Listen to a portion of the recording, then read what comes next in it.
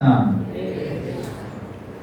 तो मैं आप सबका बहुत आभारी हूँ कि आज आपके समक्ष आके मुझे यहाँ पे कुछ कथा करने का एक अवसर मिला है।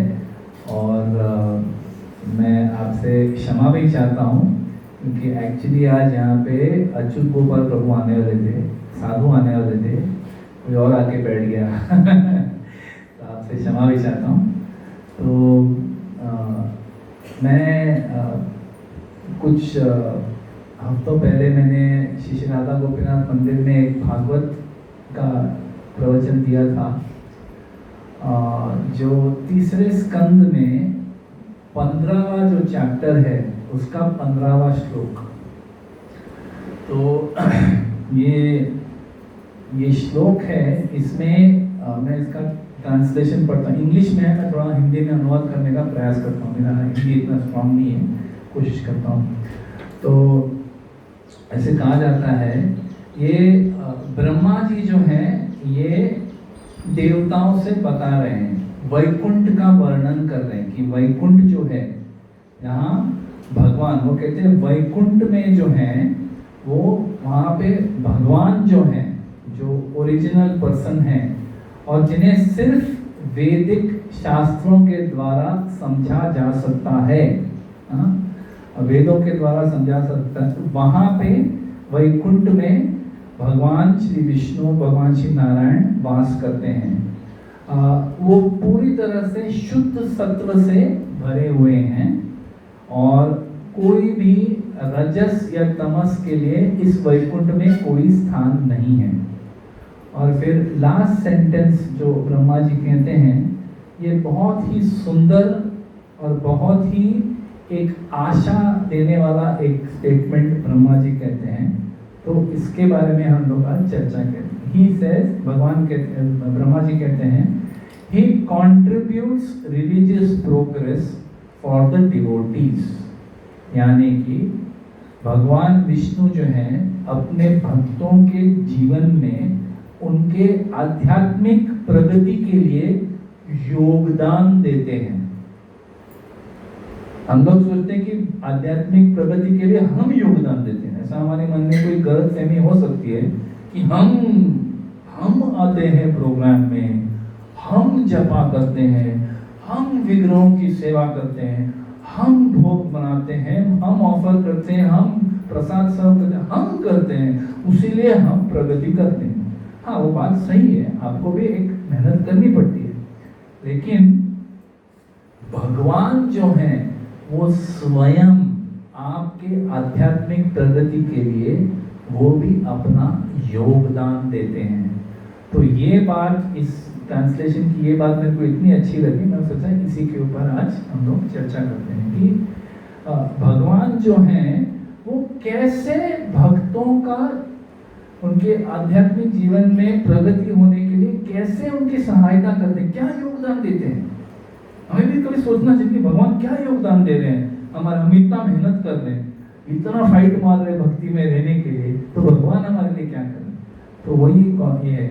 आप लोग में से कितने लोग हैं जो किसी कंपनी में या किसी इसमें काम करते हैं? कोई है जो कंपनी में काम करते हैं? ज्यादा लोग नहीं है, इतने ही लोग हैं बस। अरे गोवा सही में अच्छी जगह है रहने के लिए। तो कंपनी में काम करते हैं तो आपको सैलरी मिलती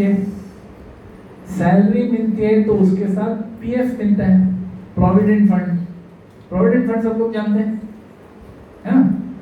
तो जब आपको प्रोविडेंट फंड मिलता है उसके साथ एम्प्लॉयर्स कंट्रीब्यूशन भी होता है प्रोविडेंट फंड का, ये जानते हैं आप लोग।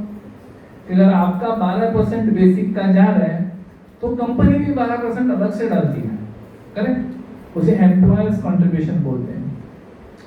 या तो फिर कोई कंपनीज में ऐसा होता है कि अगर आप किसी संस्था को डोनेशन देते हो, डोनेशन देते हो, तो आपने जितना डोनेशन दिया वो लोग उसका मैच करते हैं कि अगर आपने 50,000 डोनेशन दिया तो वो लोग भी 50,000 देते हैं। दे मैच द कंट्रीब्यूशन, आपने जो योगदान दिया है उतना ही वो लोग योगदान देते हैं।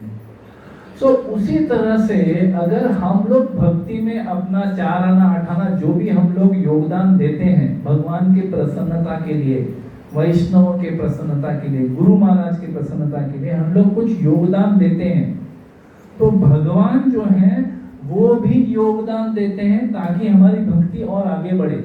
मतलब आप सोचो, आपके अगर बैंक अकाउंट है और आपने उस बैंक अकाउंट में समझो ऐसे वैसे पैसे जुटा के आपने 10,000 डाल दिए, 10,000 रुपए डाल दिए बैंक अकाउंट में, सेविंग्स अकाउंट में, और अगले महीने जब आप चेक करते हो तो उसमें 30,000 है। अरे ये क्या हो गया, 20,000 कहाँ से आ गए?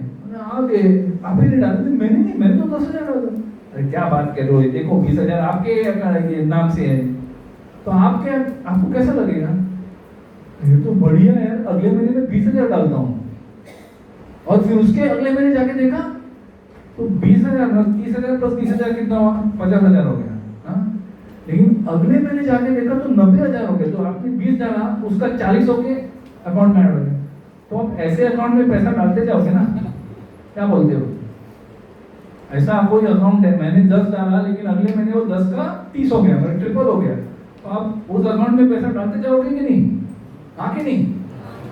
हाँ, तो ये ऐसा ही अकाउंट है भक्ति का कि आप जितना योगदान देते हो उससे ज्यादा भगवान का योगदान होता है। इसके बारे में थोड़ा हम लोग चर्चा करते हैं कि भगवान कैसे हमारे भक्ति में कैसे योगदान करते हैं। तो पहला तो ये कि हम लोग भगवान के बारे में जानकारी कहाँ से लेते हैं कि भगवान है, उनका रूप ऐसा है, उनके गुण ऐसे हैं, उनका धाम ऐसा है, उनकी लीलाएं ऐसी हैं। ये जानकारी कहाँ से मिलती है अपने को? हाँ, आचार्य बताते हैं, शास्त्रों से लेते हैं, शास्त्र में ही लिखा जाता है, वहीं से हमको जानकारी मिलती है। अच्छा, भगवान का रूप ऐसा है, उनका नाक ऐसा है, उनके दांत ऐसे हैं, उनके कान ऐसे हैं, उनके बाल ऐसे हैं, उनके बाल घुंघराले हैं, ऐसे चेहरे के ऊपर थोड़े से आते हैं। ये डिस्क्रिप्शन कहाँ से मिलता है? शास्त्र से मिलता है ना। लेकिन कोई कोई लोग ऐसे होंगे कि हाँ, हम शास्त्र को नहीं मानते, ये सब मन घड़त कहावत है, ये कुछ सच्चा नहीं है। तो उसीलिए भगवान जो है वो स्वयं यहाँ पे आके अवतार लेते हैं, क्योंकि आपने शास्त्र में पढ़ा है कि नारायण भगवान ऐसे दिखते हैं, विष्णु भगवान ऐसे दिखते हैं, कृष्ण भगवान ऐसे दिखते हैं, शास्त्रों में पढ़ा है। तो भगवान स्वयं यहाँ पे अवतरित होते हैं, क्यों? ताकि हम उनको देख के हमें भी कुछ एक फेथ, एक श्रद्धा आ सके कि हाँ यार, इस शास्त्र में लिखा है, एक्चुअली में सही में भगवान ऐसे दिखते हैं, तो देख के हमें श्रद्धा आ सकती है। और वो एक बार नहीं आते, संभवामि युगे युगे, हर युग में आते रहते। ऐसे नहीं कि एक बार आ गए, एक बार आए, देखो आपके मन में शंका थी ना कि मैं हूं, चलो मैं आ गया, लो मैं आ गया, मैं आ गया, देख लिया सब लोग ने, खुश हो गए, बस अभी हो गया, अभी अगले कभी मैं वापस नहीं आऊंगा, अभी आप शास्त्र पे ध्यान दो, और मैं आया था वो उसके ऊपर आप ध्यान दो, बस हो गया। ऐसा नहीं है, युग युग में भगवान आते हैं, अलग अलग रूपों के साथ आते हैं, अलग अलग लीलाएं करते हैं, जिससे किसी का मन मोहित हो जाए। जैसे कि हम लोग एक अनुशक्ति नगर से एक यात्रा लेके गए थे। हाँ, तो उस यात्रा में हम लोग चित्रकूट गए थे, फिर प्रयाग गए थे, और फिर अयोध्या गए थे। ये 3 जगह गए थे। अयोध्या नहीं, पहले अयोध्या, फिर प्रयाग, फिर चित्रकूट, तो वन ऑफ द ऑर्डर याद नहीं। तो इस यात्रा में गए थे, तो ऑब्वियसली वो जगह जा रहे तो रामलीला ही होगा, और क्या होगा, है ना। तो कोई कोई डिवोटीज है, हमारे इस्कॉन में भी ऐसे कोई कोई डिवोटीज हैं जिनको कृष्ण लीला अच्छा लगता है, अच्छा लगता है, उनको बहुत पसंद है उनको। लेकिन रामलीला आया ना तो उनका एक अलग अवतार खड़ा हो जाता है, उनको रामलीला बहुत अच्छा लगता है। किसी कोई कोई डिवोटीज होते हैं जिनको राम ही अच्छे लगते हैं, कृष्ण लीला ठीक है, लेकिन राम, प्रभु श्री राम, ऐसा मतलब बड़े। और लेक्चर में मैं वहां पे भी लेक्चर दे रहा था, वहां पे भी मेरे को 2 जगह पे लेक्चर देने बोला था। तो हमारे इस्कॉन में हम लोग कृष्णा राम ऐसे बोलते हैं, हम लोग हर चीज में जी नहीं ऐड करते, राम जी, कृष्णा जी, बलराम जी, हर चीज में जी नहीं ऐड करते, तो ऐसे कृष्ण आए थे, राम आए थे, ऐसे बोल देते हैं। एक व्यक्ति लेक्चर के बाद में वहां कैसे, उनको जी आपने राम कैसे बोला? राम कैसे बोला मतलब राम जी बोलना होता है, ऐसा राम नहीं बोलते हैं, आप इस्कॉन वाले ऐसे ही बोल देते हो। मतलब सॉरी गलती होगी, अगले लेक्चर में मैं सोच के राम जी, सीता मैया बोल के, लेकिन पॉइंट ये है कि सबका अलग अलग नेचर, स्वभाव होता है, और उस स्वभाव के अनुसार उनको भगवान का एक पर्टिकुलर रूप बहुत पसंद होता है। कोई कोई है उनको नरसिंह, छोटे बच्चों को नरसिंह देव पसंद होते हैं, बड़े लोगों को कोई कृष्णा, कोई राम, कोई अलग अलग रूप में आते हैं ताकि आपका मन आकर्षित कर सके, युग युग में आते हैं। तो राम जी आए, कृष्ण भगवान आए, चैतन्य महाप्रभु भी आए। चैतन्य महाप्रभु देखो उनको आने की क्या आवश्यकता थी? क्या आवश्यकता थी? क्योंकि भगवान तो ऑलरेडी भगवत गीता में सब कुछ बोल के गए, श्रीमद् भागवतम छोड़ के गए। नैमिषारण्य के जो ऋषि थे उन्होंने पूछा कि हे भगवान, कृष्ण भगवान तो अभी वापस चले गए, उनके बाद क्या? वो तो चले गए, अभी कलयुग चालू हो गया, अब क्या? तब वो बोलते हैं कि श्रीमद् भागवतम जो है, ये भागवतम मैं छोड़ के जा रहा हूँ क्योंकि मैं जा रहा हूँ। कृष्ण भगवान जा रहे हैं तो भागवतम छोड़ के गए, है ना? तो भागवतम भी था, भगवत गीता भी था, उद्धव गीता भी था, तो फिर से चैतन्य महाप्रभु आने की क्या जरूरत है? क्या जरूरत थी? क्यों आए? ताकि हमें सिखा सके कि भक्ति कैसे प्रैक्टिस किया जाता है, भक्ति का वो कैसे प्रैक्टिकल फॉलो करना होता है, वो चैतन्य महाप्रभु ने हमको सिखाया। और ये भी बताया कि प्रैक्टिस करने से क्या मिलता है, किस तरह का अद्भुत आनंद मिलता है भक्ति का अनुभव करने से, ये भी सिखाने के लिए चैतन्य महाप्रभु है। क्या जरूरत है आने की? कोई जरूरत नहीं, फिर भी आए। तो भगवान जो है इतने कृपालु हैं, इतने दयालु हैं कि युग युग में आते हैं, अलग अलग रूपों में आते हैं, ताकि हमारा मन आकर्षित कर सके उनकी लीला और उनके पद कमलों की तरफ। तो ये एक चीज हो गया कि भगवान कैसे योगदान करते हैं, स्वयं आते हैं। ये नहीं कि एक बार आया बहुत हो गया, बार बार आते हैं ताकि हमको बार बार प्रेरणा। हम लोग ऐसे व्यक्ति हैं कि हम एक युग में यहाँ से निकल नहीं सकते, कोई बात नहीं, अगले युग में भी आएंगे, उसके अगले युग में भगवान आते रहेंगे आपको प्रूफ देने के लिए कि मैं हूँ, मेरी लीलाएं ऐसी हैं, मेरा धाम ऐसा है, मेरे गुण ऐसे हैं, मेरे से आकर्षित हो जाओ, मेरे पास आ जाओ, है ना? तो ये एक हो गया।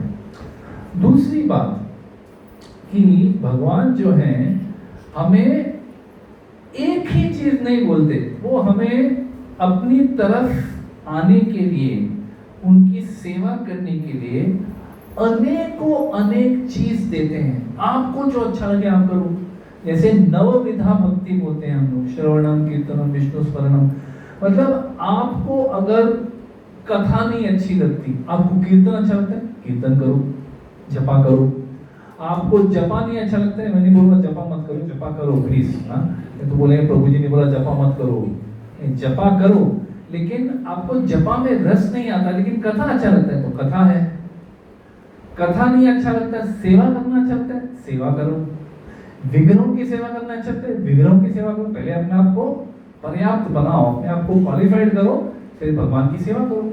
मतलब कोई there is so many ways in which we can serve। भगवान को सेवा करने के लिए कितने अलग अलग तरीके दिए हैं कि विग्रह की सेवा करो, किसी को यज्ञ करना चाहता है यज्ञ करो, किसी को ध्यान करना चाहता है ध्यान करो, किसी को कर्म अच्छा लगता है तो कर्म करो, किसी को जपा करना अच्छा लगता है हरे कृष्णा कृष्णा कृष्णा हरे हरे, हरे राम राम राम। आपको जो अच्छा लगे, आपको इसमें से नन ऑफ द अबव, जैसे हम लोग एग्जाम में लिखते हैं ना कि A B C D and none of the above, none of the above कोई अच्छा नहीं लगता। आपको सिर्फ वैष्णव की सेवा करना अच्छा लगता है, वैष्णव की सेवा करो। आपको जो अच्छा लगता है आप करो, कोई भी चीज करो, भगवान उसको स्वीकार करके आपको आगे भेजते हैं भक्ति में। कितने कृपालु है देखो, ऐसा कोई फिक्स नहीं है कि नहीं ऐसा ही करो वरना तुम यहीं पड़े रहोगे, तो कोई चीज नहीं है। चैतन्य महाप्रभु कहते हैं स्मरणे न कालः, मतलब होते कि कोई टाइम भी नहीं, कभी भी याद करो, कोई प्रॉब्लम नहीं, I am satisfied. So Lord जो है इस तरह से हमारे जीवन में योगदान करते हैं कि आपको जो आपकी वृत्ति है वो हिसाब से आप प्रगति कर सकते हो। बेस्ट मेथड दिया है। बेस्ट मेथड क्या है? कलयुग के लिए कलिय कलौ तद हरि कीर्तना, ये बेस्ट मेथड। कलयुग में आके कलौ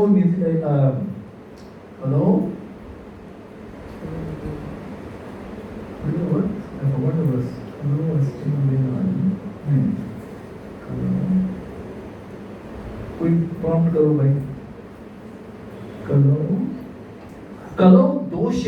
कलौ दोषे निधे राजन अस्ति एक महान गुणा कीर्तनादेव कृष्णस्य मुक्त संग परम व्रजे। तो प्रोसेस दिया गया है कि ये परफेक्ट है, this is what you should be doing for कलयुग। लेकिन कोई भी कारण से आपको अगर नहीं हो पा रहा है या परफेक्ट नहीं हो रहा है तो ये ऐड करो, आपका हो गया, है ना। सो लॉर्ड इज सो मर्सीफुल। अच्छा, तीसरी चीज कि कोई बोलेगा कि मेरी तो कोई औकात ही नहीं है भक्ति करने की, मेरे में कोई योग्यता नहीं है भक्ति करने की, मैं इसके लिए बनी ही नहीं हूँ, मैं इसके लिए बना ही नहीं हूँ, भक्ति मेरे से होगा नहीं, कभी नहीं होगा। लेकिन भगवान इतने कृपालु हैं कि हम लोग बोलते हैं ना कि अरे मैं तो कर रही हूँ लेकिन मेरा पति नहीं कर रहा है, मेरे बच्चे नहीं कर रहे हैं, मेरे माता पिता नहीं कर रहे हैं, तो लोगों को ये खटकता है हमेशा। ये दुआ में एक रेगुलर क्वेश्चन है कि मेरे पति को कैसे डिवोटी बनाऊं, मेरे पत्नी को कैसे डिवोटी बनाऊं, ये रेगुलर क्वेश्चन है। तो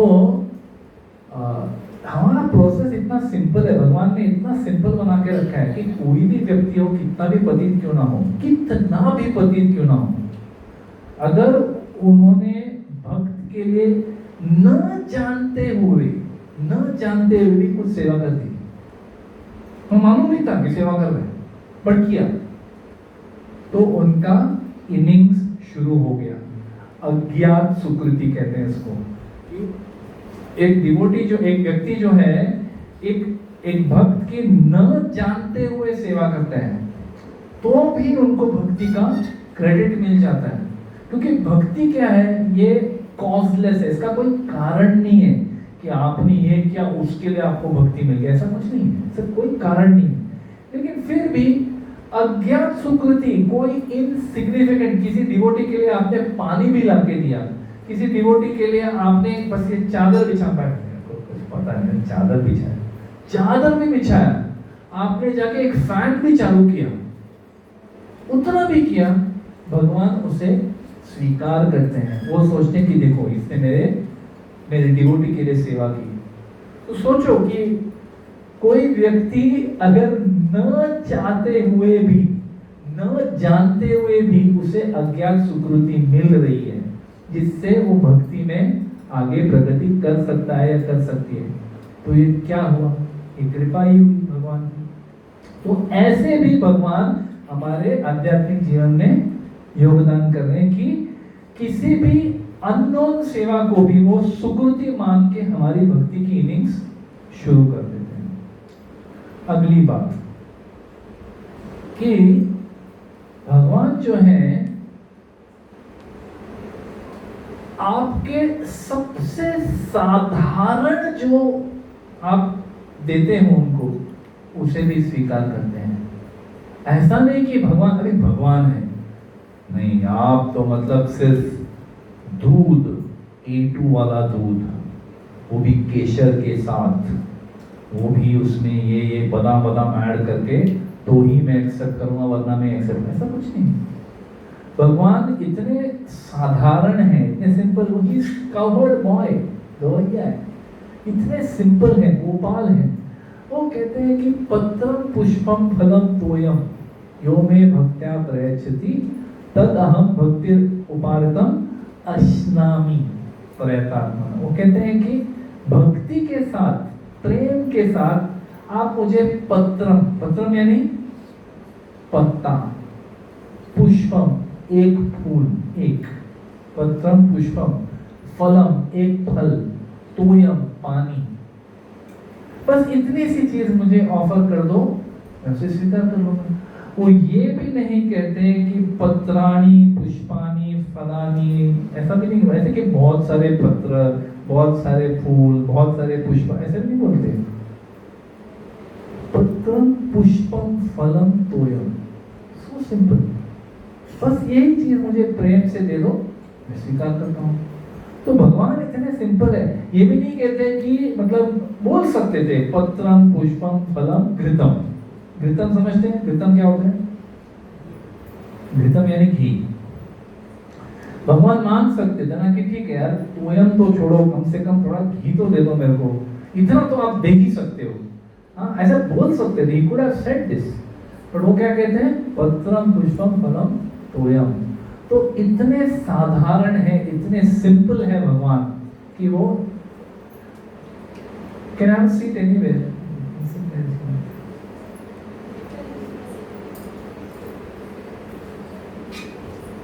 उनको पूरी कुर्सी दे सकते हैं।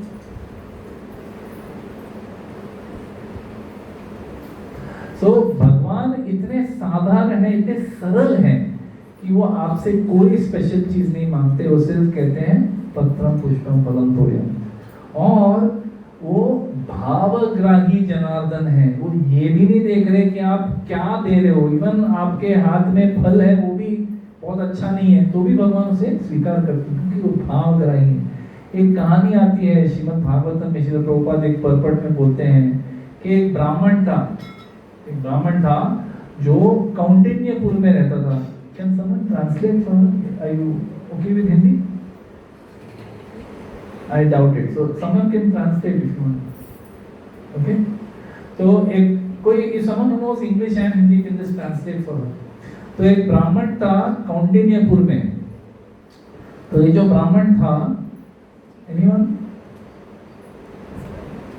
Maybe you can translate for her. It's this. You can sit here. Excuse me. You can sit here so that he can translate for you. Yeah, sit there.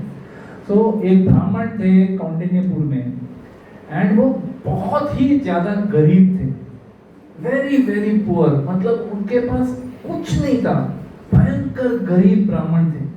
हाँ?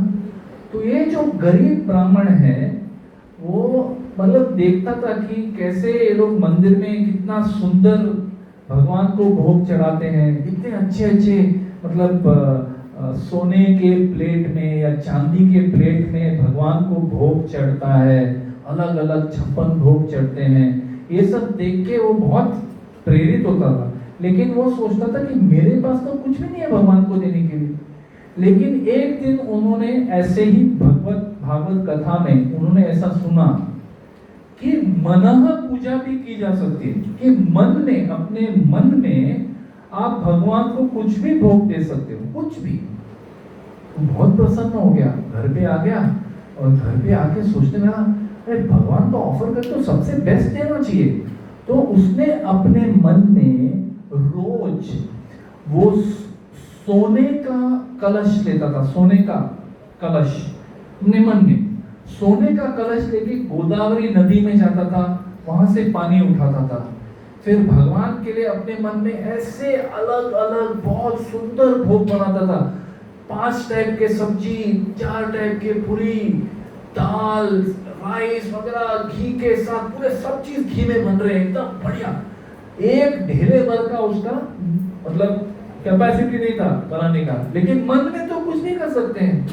तो मन में इतने प्रेम के साथ भगवान के लिए सोने चांदी के बर्तनों में अलग अलग भोग बना के रोज वो भगवान को ऐसा अपने मन में ऑफर करता था। कुछ खुद की क्षमता नहीं तो मन में ऑफर करता था। तो एक बार क्या हुआ, उन्होंने अपने मन में दूध गर्म किया, उसमें चीनी मिलाई, फिर उसमें उन्होंने राइस डाला, जो चावल डाला, और उस चावल को बहुत टाइम तक गर्म करके बॉईल किया। फिर उसके ऊपर उन्होंने काजू, बादाम, ऐसे अच्छे अच्छे ड्राई फ्रूट्स डाल के उसके ऊपर डाल दिया, और सोने के कटोरी में भगवान को ऑफर करने के लिए उन्होंने ऐसा रखा। तो जब वो रख रहे थे अपने मन में, सब मन में चल रहा है, जब वो मन में ऐसे भगवान के सामने ऐसे रख रहे थे, उनका हाथ वो खीर को स्पर्श कर गया, और वो खीर जो थी, मन में जो खीर बन रही थी, वो खीर इतनी गर्म थी, इतनी गर्म थी कि वो छूने से उसका उंगली जल गया। ये कहां हो रहा है? मन में। मन में उन्होंने खीर को छुआ जो बहुत गर्म था, लेकिन वो इतना गर्म था कि उसका हाथ जल गया, और वो गर्म जलने की वजह से उसकी मन का जो मेडिटेशन था वो उड़ गया। ऐसा वो बाहर आ गया और देखा तो उसकी उंगली सही में जल गई थी। और वहां पे वैकुंठ में भगवान विष्णु जो है हंसने लग गए।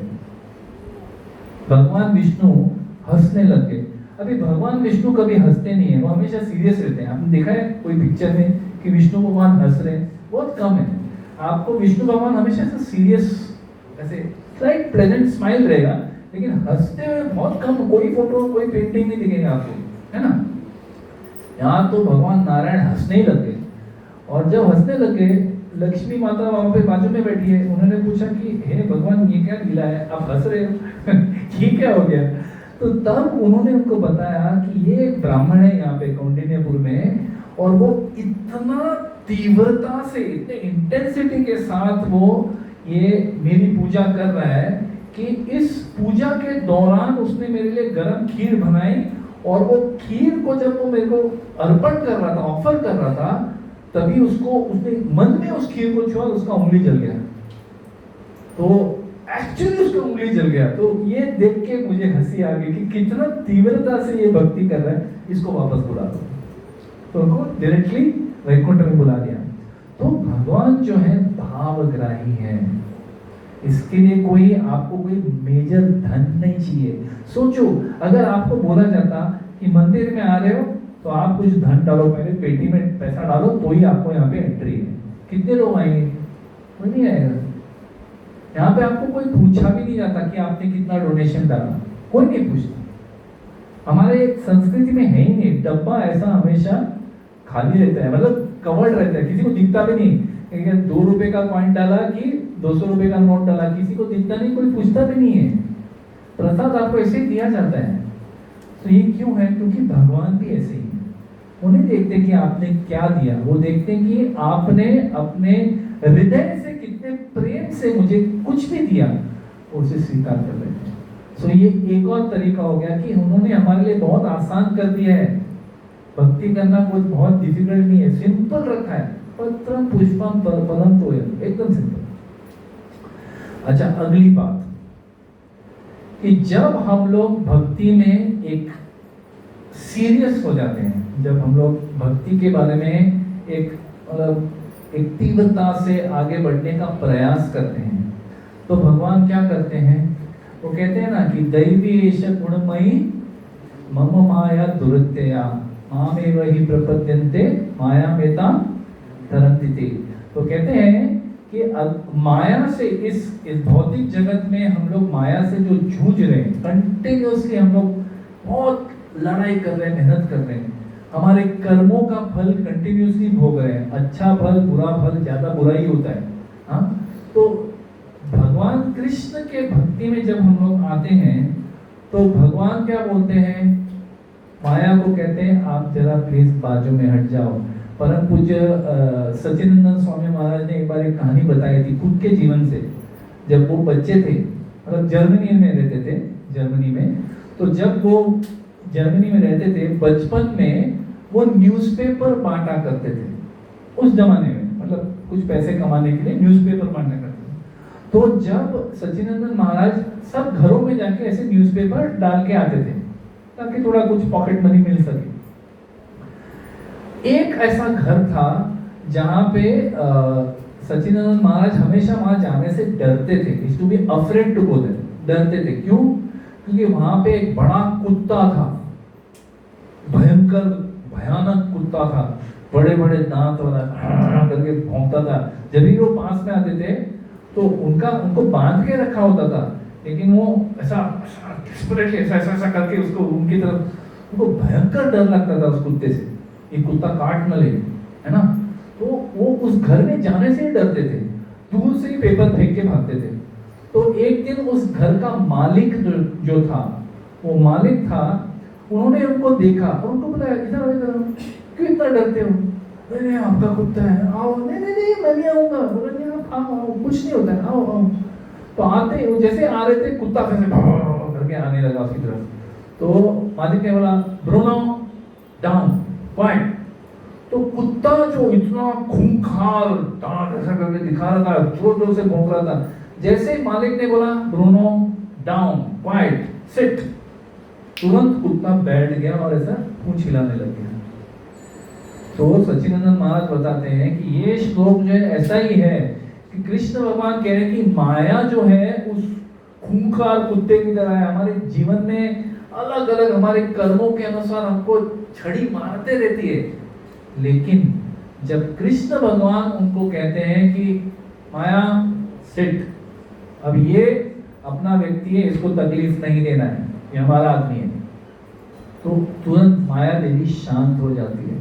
और भगवान हमारे जो कर्म है वो कर्म को एडमिनिस्टर करना अभी भगवान का काम है, वो माया को नहीं होते, मैं देखूंगा। तो भगवान जो है हमारे लाइफ का चार्ज ले लेते हैं, जो भी सीरियस हो जाते हैं, और वो हमारे जीवन में ऐसे ऐसे सिचुएशन क्रिएट करते रहते हैं जिससे हम लोग ज्यादा शरणागति ले सके भगवान की। He actually arranges situations in our life in such a way that we surrender. हम लोग के जीवन में ऐसे वो सिचुएशन क्रिएट करते हैं जिससे हम लोग ज्यादा शरणागत हो सके भगवान को। तो ये कितनी बड़ी बात है, आप सोचिए कि ऐसे भगवान है, वो आध्यात्मिक जगत में है, उन्हें हमसे क्या लेना देना? क्या होगा वहां पे? लक्ष्मी सहस्र सतसंभ्रम सेव्यमानम गोविंदम आदि पुरुषम तमाम भजन, वो वहां पे वैकुंठ में है, गोलोक वृंदावन में है, उनका हमसे क्या लेने देना? उन्होंने माया को बोल रखा है, देखो भाई इनको क्या है, इनका कर्म वर्म का सब खत्म करो।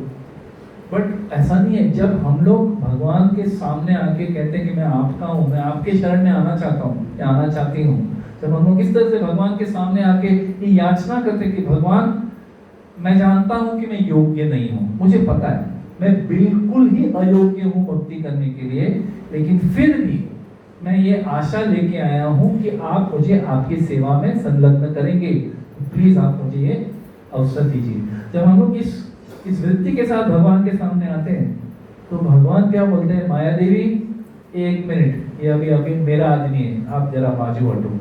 जैसा कभी वो कोई गुंडा, वो पिक्चरों में दिखाते थे ना कि कोई गुंडा आता है, बहुत गड़बड़ करता है, उसको पुलिस स्टेशन में लेके आते हैं। पुलिस स्टेशन में आते ही वो बोलता है कि अभी आपको फोन आएगा, और फोन आता है, पॉलिटिशियन का फोन आता है, बोलता है कि ए अपना आदमी है, इसको हाथ में लगाने का। ऐसा आता है ना, देखा ना अपने फिल्मों में। यही बात है, कृष्ण भगवान वैसे ही है, वो पॉलिटिशियन है जो गुंडे को बचा रहे थे। हम तो है ही गुंडे, है इतने पाप कर चुके हैं, दुनिया भर के पाप कर चुके हैं। तो माया देवी हमको अच्छे से छड़ी से मार रही है, लेकिन भगवान इतने कृपालु है कि आपने जरा सा उनको शरणागत हो गए तो वो कहते हैं माया देवी इसको पनिश करना मैं देखता हूँ, आप पीछे हटो, मैं देख लूंगा। इतने कृपालु है भगवान। चलो अगली बात, कि भगवान इतने कृपालु हैं, इतना योगदान करते हैं हमारे जीवन में, इतना सब हमने ऑलरेडी डिस्कस किया। लेकिन अगर आप पूरे प्रयास के बावजूद आप भक्ति में इस पूरे कलयुग में अपना खत्म नहीं कर पाए। कलयुग में एक्चुअली बहुत सिंपल है, खाली हरि नाम लो, हरे नाम हरे नाम हरे नाम एव केवलम कलौ न अस्त्यव न अस्त्यव न अस्त्यव गतिरन्यथा। मतलब खाली हरि का नाम लेना हो, कुछ नहीं, ज्यादा फाइट नहीं मारना है, लाइफ सिंपल रखो, खाली चांट हरे कृष्णा कृष्णा कृष्णा हरे हरे, हरे राम राम राम हरे हरे। ऐसे भगवान का नाम लो और बस हो गया, और कुछ नहीं है। लेकिन फिर भी हम लोग तो कलयुग में हैं, हमको और बहुत ज्यादा लंबा नहीं जाना था, यहीं पे हमारा कलयुग हमारे फोन के अंदर ही है, कहीं जाके ढूंढना नहीं है माया देवी, सब यहीं पे। तो अगर कलयुग में हम अगर खत्म नहीं कर पाए अपना बिजनेस, भगवत नाम नहीं जा पाए, तो क्या है, भगवान ने एक वॉशिंग मशीन दे रखी है। सबको वॉशिंग मशीन मालूम है? वॉशिंग मशीन मालूम है ना सबको? तो भगवान ने एक वॉशिंग मशीन दे रखी है। क्या है वो? युगों का वॉशिंग मशीन। कलयुग कितना भी खराब हो, अगला मशीन, अगला युग क्या है? सतयुग आ, फिर से शुरू करो। कलयुग में खत्म नहीं कर पाए, सतयुग में सिचुएशन थोड़ा फेवरेबल होगा, सब लोग सात्विक होंगे, वहां पे कर लो अपनी भक्ति खत्म। तो कितने कृपालु आप सोचो कि अगर कलयुग पूरा कलयुग हो गया, आप फिर भी नहीं खत्म कर पाए, चलो सतयुग में फिर से प्रयास करो। वहां नहीं हुआ, द्वापर में करो, द्वापर में नहीं हुआ, त्रेता में करो, त्रेता में नहीं, फिर से कलयुग ट्राई करते रहो, मौके देते रहेंगे।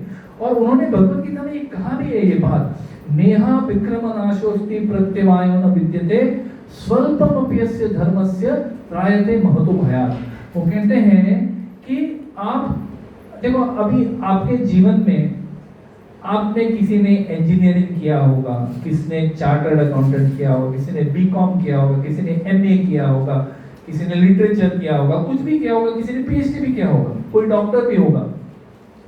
लेकिन आप कितना भी पढ़ाई करो, कितना भी आप डिग्री हासिल करो, अगले जन्म में जब आप फिर से जन्म लोगे, तभी आप बोल सकते हो क्या, अगले पिछले जन्म में मैं पीएचडी किया था, क्या मैं वापस एबीसीडी नहीं पढ़ूंगा, बोल सकते हैं क्या?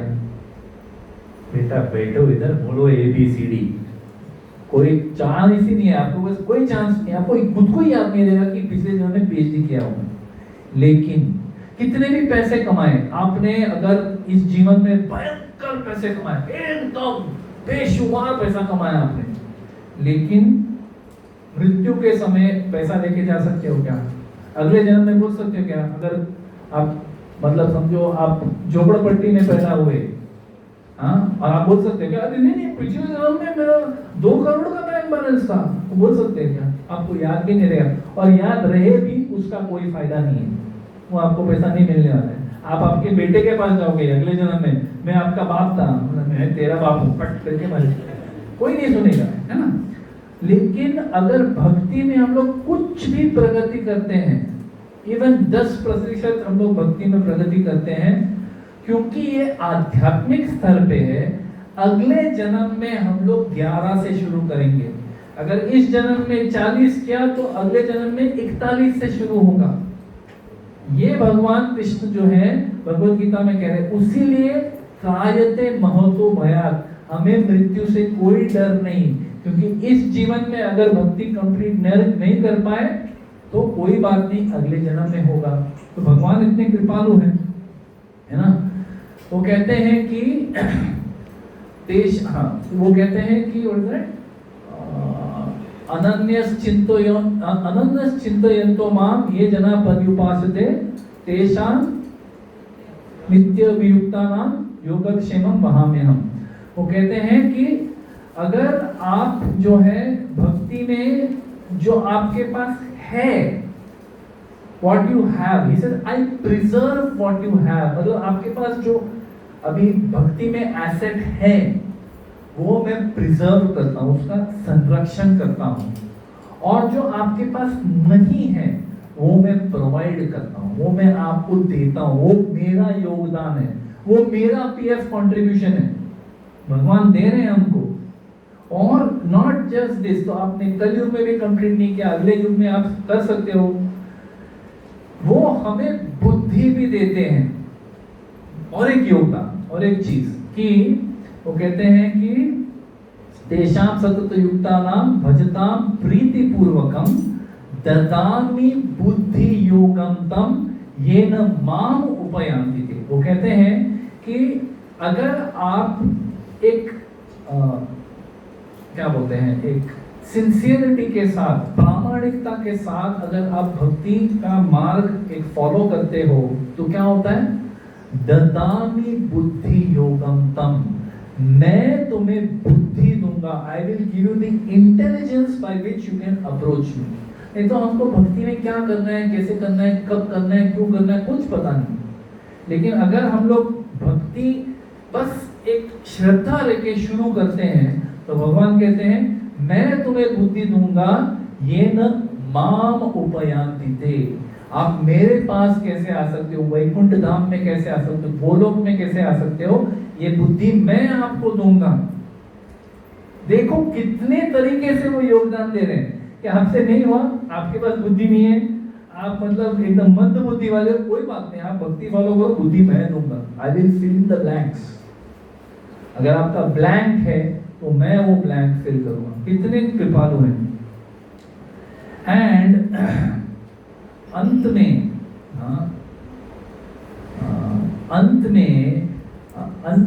पल में अगर हम लोग इस पथ पे टिके हुए हैं भक्ति में, मतलब अंत तो कभी भी आ सकता है। ऐसा नहीं है कि हमको कोई बता के मृत्यु आएगा, मृत्यु तो कभी भी आ सकता है। मैं हमेशा उदाहरण देता हूँ कि हमें तो फैन के नीचे बैठे हैं, फैन सर पे गिर सकता है। हमारे घर में तो गिरा भी था। हाँ एक बार, ये बहुत पहले की बात कर रहा हूँ, 98, 99, मतलब पिछले सदी क्या वो बात कर रहा हूँ, 1998 का। तो हम लोग सब जो है सुबह बैठे थे, मैं, मेरे पिताजी, मेरी माँ और मेरी पत्नी, हम लोग सब जपा के लिए बैठे थे हॉल में। सब फैन के नीचे बैठे थे, चारों जने से सर्कल में फैन के नीचे बैठ के जपा कर रहे थे। तो अराउंड 5:30 बजे मेरी माँ और मेरी पत्नी उठ के गए, क्योंकि उनको मेरे लिए और मेरी पत्नी के लिए डब्बा बनाना था, ब्रेकफास्ट का डब्बा बनाना था। तो 5:30 बजे वो लोग उठ के चले गए। 5:45 बजे मेरे पिताजी भी उठ गए, 6 बजे मैं भी उठ गया। हम लोग चारों जन वहां से उठ गए और धाड़ करके फैन जमीन पे गिर गया। आप सोचो, अगर वो फैन, हम लोग वहां पे बैठे चारों जन, ऐसा सुदर्शन चक्र जैसे चारों जन कट जाते थे। ऐसा हो सकता है? आप सोचो कि अभी सब लोग ऊपर फैन को देंगे, फैन बराबर है ना लेकिन आप सोचो, मृत्यु अगर आनी है ना, कैसे भी और कभी भी आ सकते हैं, आपको बता के नहीं आएगी। लेकिन अगर हम लोग भगवान के इस पथ पे, उनके बताए हुए पथ पे हम लोग प्रामाणिकता से, सिंसियरिटी के साथ, तीव्रता के साथ भक्ति में लगे रहे, तो भगवान क्या बोल रहे हैं? दैट अंत काल में वो आके, अगर हम लोग भगवान का स्मरण करते हैं, अंत काले च माम एव स्मरण मुक्त्वा कलेवरम यह प्रयाति सम्मत भावम याति अस्ति न अत्र संशय। वो कहते हैं कि अंत काल में अगर आप मेरा स्मरण करते हो, भगवान श्री कृष्ण का स्मरण करते हो अंत काल में, मतलब जब आपका शरीर में से आत्मा निकलने वाली है, तब आप भगवान को स्मरण करते हो, तो क्या बोलते हैं? आप मेरे पास आओगे। याति अस्ति न अत्र संशय, कहते इसके बारे में कोई अपने मन में संशय मत रखो। मैं कह रहा हूं, दिस इज गारंटीड दैट अगर आप मुझे याद करते हो अंत काल में, आप मेरे पास आओगे। अभी आप कहोगे कि कहां भगवान, मैं तो अभी शुद्ध हुआ ही नहीं हूं, मेरे मन में तो अभी भी 50 लाखों इच्छाएं हैं, मैं अभी तक, मेरे अंदर अनंत भी कूट के भरे हुए हैं। काम, क्रोध, लोभ, मोह, मत्सर सब है मेरे अंदर, सब गिनने की भी जरूरत नहीं, सब है मेरे अंदर। तो आप कहोगे कि मैं कहाँ भगवत धाम जा सकता हूँ? भगवान, मैं अभी रेडी ही नहीं हूँ। अब मैं अभी रेडी नहीं हूँ। लेकिन भगवान इतने कृपालु हैं, ये इनका फाइनल योगदान है हमारे लिए। ये इनका फाइनल योगदान, मैंने कितने सारे योगदान गिना है, ये फाइनल योगदान है कि इवन आप अगर पूरी तरह से प्यूरिफाइड नहीं, शुद्ध नहीं हुए हो, भगवान ये निर्णय कर सकते हैं कि चलो आ जाओ, हो गया, मेरे से ही बात करो ना, हाँ से ही बात करो, आ जाओ।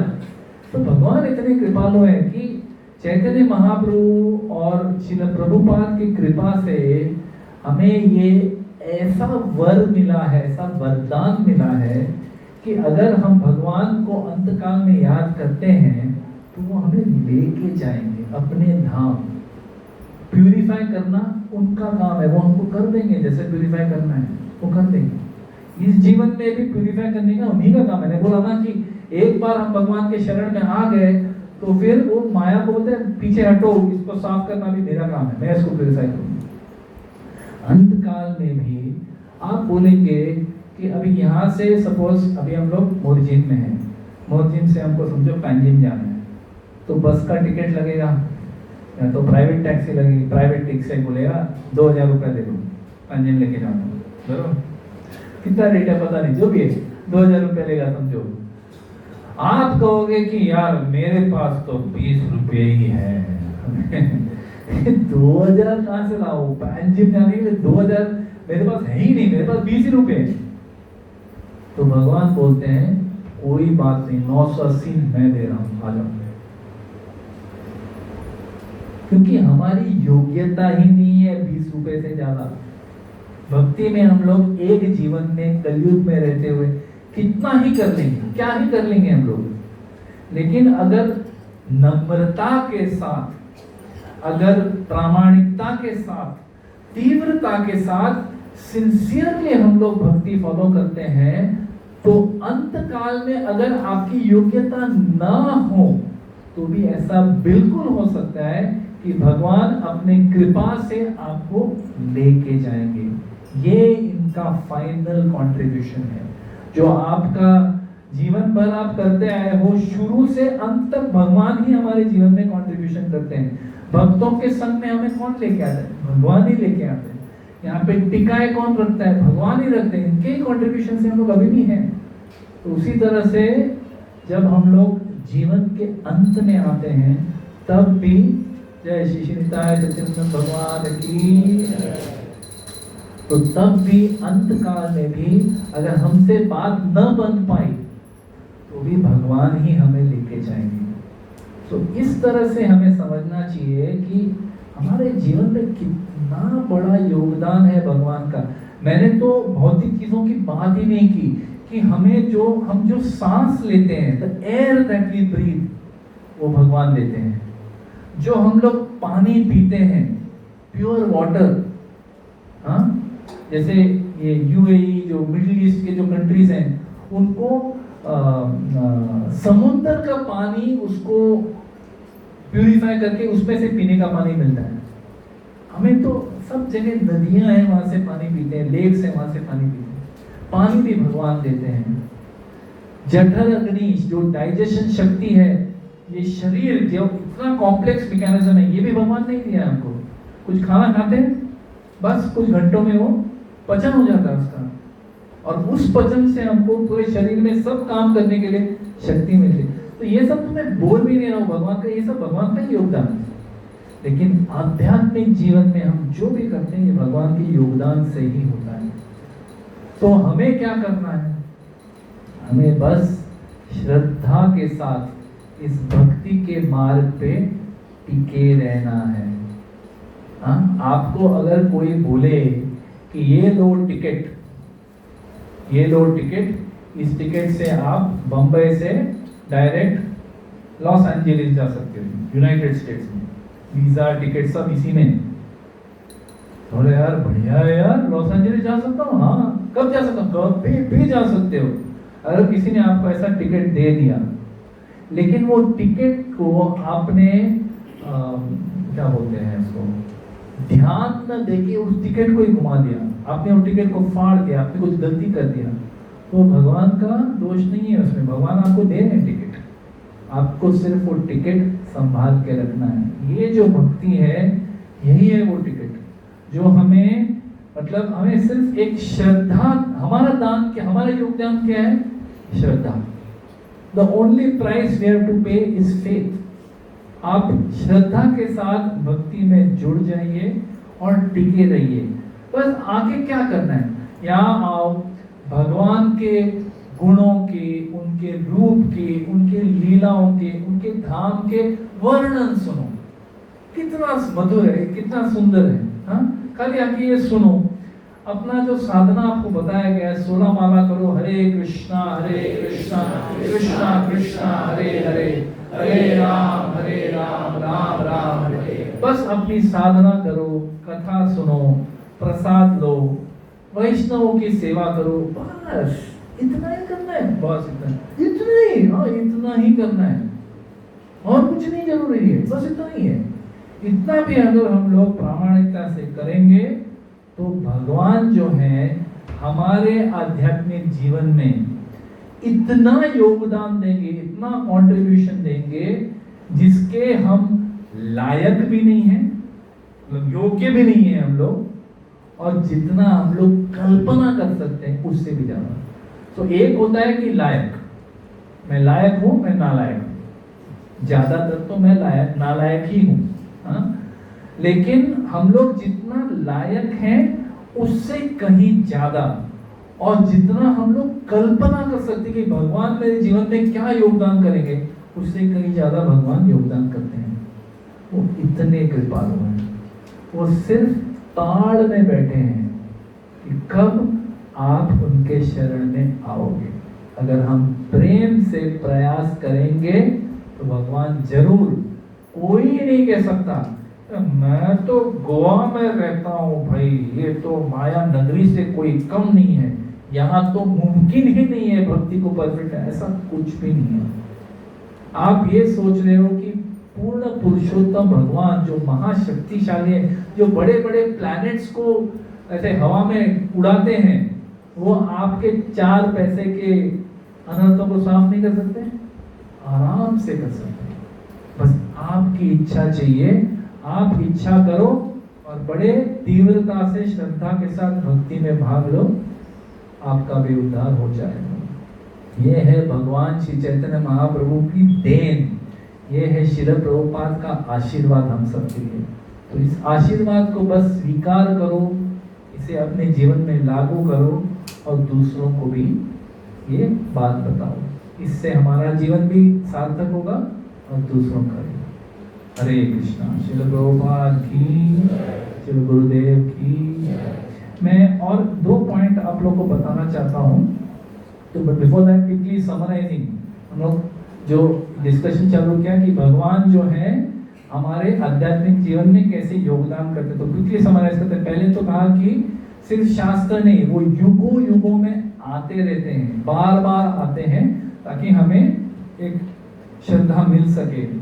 दूसरी बात कही कि अलग अलग तरीके हैं उनकी तरफ पहुंचने के। भगवान कृष्ण को सिर्फ चैंटिंग नहीं, सिर्फ हियरिंग नहीं, अलग अलग 9 विधा भक्ति के मार्ग हैं। तीसरा हम लोग ने कहा कि वो हमें ये नहीं देखते कि आपने क्या दिया, बल्कि कोई भी तुच्छ सेवा भी करो भगवान के लिए तो वो स्वीकार करते हैं बड़े प्रसन्नता के साथ। पत्रम पुष्पम फलम तोयम, एकदम सिंपल चीज दिया तो भी वो इसको एक्सेप्ट कर लेते हैं। कौंडिन्यपुर के ब्राह्मण की हम लोग ने कथा सुनी। फिर हमने कहा कि हाँ, ये भी कहा कि अपनी भक्ति की इनिंग शुरू करने के लिए एकदम अज्ञात सुकृति भी चलेगी, कोई बड़ी बात नहीं चाहिए। छोटा सा कुछ सेवा करो भक्त के लिए, तुरंत आपको अज्ञात सुकृति मिलती है जिससे आप भक्ति में आगे बढ़ सकते हो। फिर हम लोग ने डिस्कस किया कि जब हम लोग भक्ति में आते हैं तो भगवान हमारे जीवन के कर्म को अपने हाथ में, अपनी जीवन की डोरी, दीन बंधु दीनानाथ मेरी डोरी तेरे हाथ, तो हम लोग वो डोरी उनके हाथ में और वो ले लेते हैं और वो हमारे रथ को फिर वो चलाते हैं। फिर हम लोग ने डिस्कस किया कि कैसे अगर हम लोग कलयुग में, अभी कलयुग में हम लोग सफल नहीं हो पाए, तो उन्होंने वॉशिंग मशीन दे रखा है।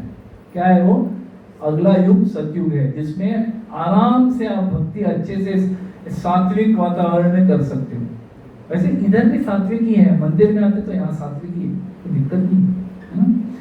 फिर हमने कहा कि वो हमें बुद्धि भी देते हैं, ददामि बुद्धि योगम तम येन माम उपयान्ति, कि हम लोग को, अगर हम लोग मंद बुद्धि वाले हैं तो भी अगर हम लोग भक्ति फॉलो करते तो भगवान हमें वो बुद्धि देते हैं जिससे हम उनके पास आ सकते हैं।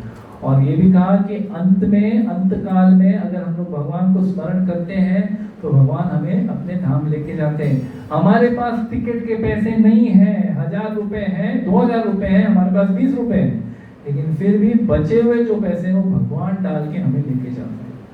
तो हमें सिर्फ भक्ति में टिके रहना है। हरे कृष्णा।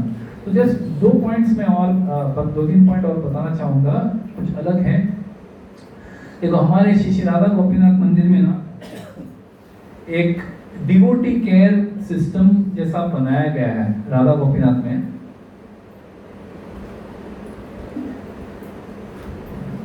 तो ये क्यों बनाया गया था?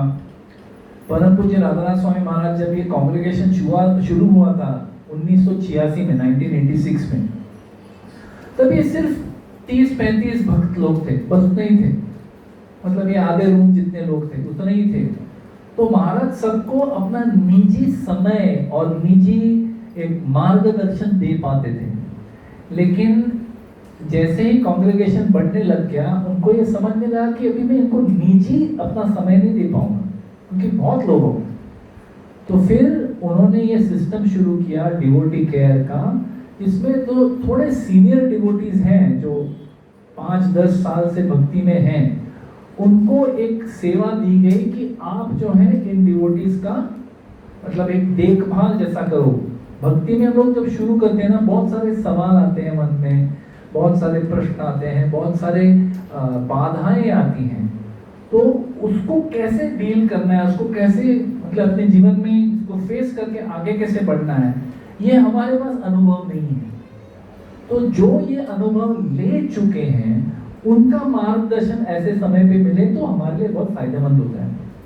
तो महाराज का ये दृष्टिकोण है, वो कहते हैं कि हमारे मंदिर में जो भी भक्त आए, जो भी हो, कोई भी हो, कैसा भी, कोई वर्ण का हो, कोई रंग का हो, कोई देश का, कोई भी हो, अगर हमारे मंदिर में आता है, उनकी कोई तो देखभाल करनी चाहिए। किसी ने उनकी देखभाल, सिर्फ उनको प्रचार नहीं करना है। देखो अभी जो मैंने लेक्चर दिया वो प्रचार है। रूम में 40 लोग, 50 लोग, 100 लोग बैठे हैं, तो उनको कुछ एक प्रवचन कर दिया, इसे प्रचार कहते हैं।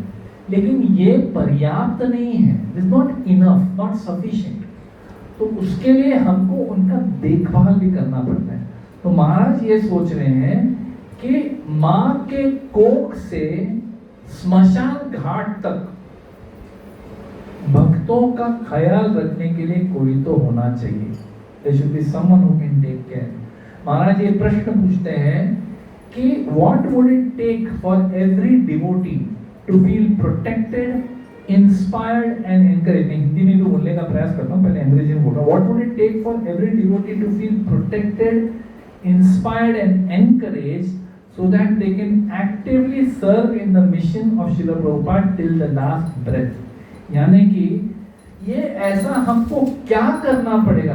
जय श्री निताय गजानन महाप्रसाद की जय।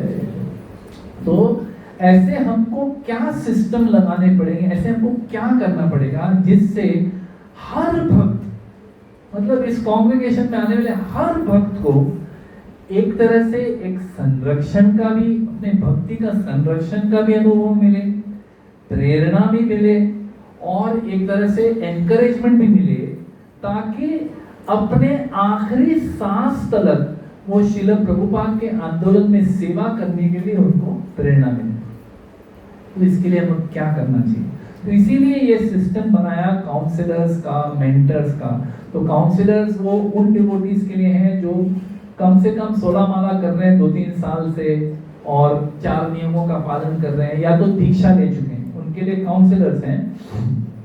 और जो नए भक्त हैं जो 3-4 राउंड कर रहे हैं, जपा कर रहे हैं और सीरियस है, मतलब रेगुलरली प्रोग्राम में आते हैं, उनके लिए ये मेंटर सिस्टम बनाया गया है। तो ये सिस्टम ऐसा है जो आपको, जो ये काउंसलर या मेंटर है, ये आपको ट्रेनिंग भी देंगे कि भक्ति के प्रैक्टिकल चैलेंजेस को कैसे एड्रेस करना होता है। वो आपके लिए एक लविंग पेरेंट की जैसे आपका देखभाल भी करेंगे, आपका मार्गदर्शन भी करेंगे। कुछ डाउट है लाइफ में, कैसे करना है, ये कैसे करना है, मार्गदर्शन भी करेंगे और आपको सपोर्ट करेंगे। सपोर्ट चाहिए ना भक्ति में करने के लिए, तो सपोर्ट भी करेंगे। तो ऐसे ये सिस्टम बनाया गया है। और गोवा में भी, नॉर्थ गोवा, साउथ गोवा, दोनों में भी हम लोग ये सिस्टम अभी लागू करने का प्रयास कर रहे हैं। तो आगे जाके इवन हमारे दीक्षा के रिकमेंडेशन, यात्रा का रिकमेंडेशन, ये भी यही सिस्टम के थ्रू होगा। तो हम लोग भी सिस्टम शुरू करने का ये प्रयास कर रहे हैं। तो कुछ स्लाइड सीनियर डिवोटीज हैं जिनको ये सेवा दी गई है अभी शुरू करने के लिए ये कांग्रेगेशन में, तो उनको ट्रेनिंग दी जा रही है और उनको कंटिन्यूसली ट्रेनिंग मिलते रहना ताकि ये आपकी सेवा अच्छे से कर सकें। तो उसी लिए हम लोग ये सिस्टम अभी नॉर्थ गोवा में हम लोग इसका इंट्रोडक्शन कर रहे हैं, ताकि भक्ति में आपके जर्नी में, जो लंबा जर्नी है, जो चलेगा 30, 40, 50 साल चलेगा, तो हमको उसके लिए सपोर्ट चाहिए। तो उसके लिए इनको ये सेवा दी गई है कि वो आपकी इस जर्नी में आपको सपोर्ट कर सकें। तो इसके लिए हम लोग ने एक फॉर्म बनाया था। वो फॉर्म जो है आप में किसी किसी को आया है, शायद किसी किसी को नहीं आया है। जिनको आया है और उन्होंने फिल नहीं किया है वो फिल कर सकते हैं, और जिन्होंने मिला ही नहीं है वो मांग लो, आपको फिर से भेजा जाएगा। तो आप फिर एक चुन सकते हो कि मैं 4 माला करता हूँ, मुझे इस तरह का मेंटर चाहिए, या काउंसलर है जो 16 माला करते हैं उनके लिए काउंसलर है, तो उनके लिए वो, तो आप चुनाव कर सकते हो उसमें से आपका क्या, आप किस कॉन्ग्रेगेशन में हो। थिविम से हो तो थिविम के लिए है, आप मापसा से हो तो मापसा के लिए है, आप मोर्जिन से हो तो मोर्जिन सीलम से हो तो मोर्जिन सीलम के लिए है। इस तरह से बनाया गया है। अभी तक, अभी इस रूम में ही अपने पास कितने 100 लोग होंगे, 100 पीपल, हाँ 100 पकड़ लो, चलो 100 लोग हैं, बट अभी तक अपने पास सिर्फ 77 रिस्पॉन्स आए हैं, 77, मतलब इस रूम में ही सबने अभी तक भरा नहीं है। मैं आपसे निवेदन करता हूँ कि आप ये फिल कर दीजिए ताकि आगे हम लोग भी बढ़ सकें। तो यही मैं आपके साथ शेयर करना चाहता था। आप सबका बहुत बहुत धन्यवाद। हरे कृष्णा। श्रील प्रभुपाद की, श्री गुरुदेव की, हिताय गौर प्रेमानंदी, हरि हरि बोल। किसी के मन में कोई प्रश्न या कोई टिप्पणी, any comment, anybody has comments और questions, anyone like to share?